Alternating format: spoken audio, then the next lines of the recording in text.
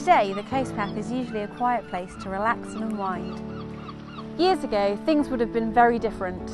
You'd have encountered the bustle of industry as people extracted minerals and rock. There was trading from the many harbours, and this would have been the front line of defence from invaders. Today, one of the pleasures of walking the coast path is discovering the evidence behind its dramatic past. There's something new to discover on every stretch of the 630 miles of southwest coast path, from the mining heritage of North Cornwall. In terms of views, this is one of my favourite bits of the coast path. The mining technology that was developed on these cliffs was exported all over the world. It was those technologies that unlocked the modern age. To the military history, from the D-Day landings right back through the ages.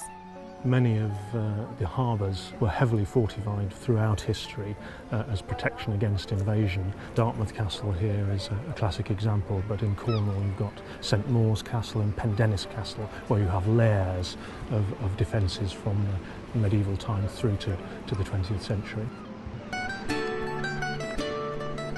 The sea had a terrific influence right throughout history, and that's very clear wherever you go on the coast path.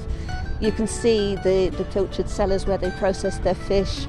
You can see the battlements where they had to defend themselves, going right back to the Iron Age. You can see the artillery emplacements in the more recent history, where the coast was obviously the first line of defence against possible invasion. Throughout history, there's all kinds of evidence all the way around the coast path. Wonderful things to see. There are the trading ports and harbours, like Charleston in Cornwall, that's preserved as it was in days gone by, and many of the fishing ports that are still busy today, such as Brixham in South Devon and Newlyn in Cornwall. Newlyn's the second biggest harbour in Britain, and you can walk straight out onto the docks and the boats are coming in.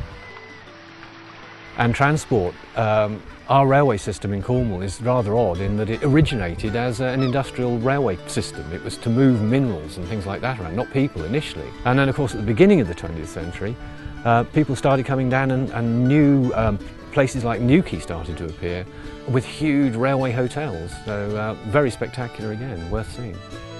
Finally, there are the religious sites, like St Catherine's Chapel at Abbotsbury in Dorset, St Michael's Mount in Cornwall, or the smallest church in England on the Exmoor coast.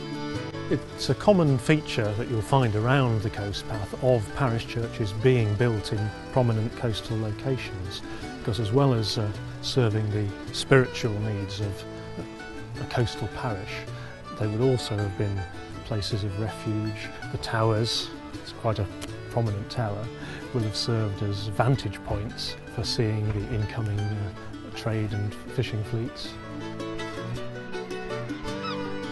On our website, you'll find dozens of walks that reveal the fascinating history and heritage to be found as you walk along the southwest coast path.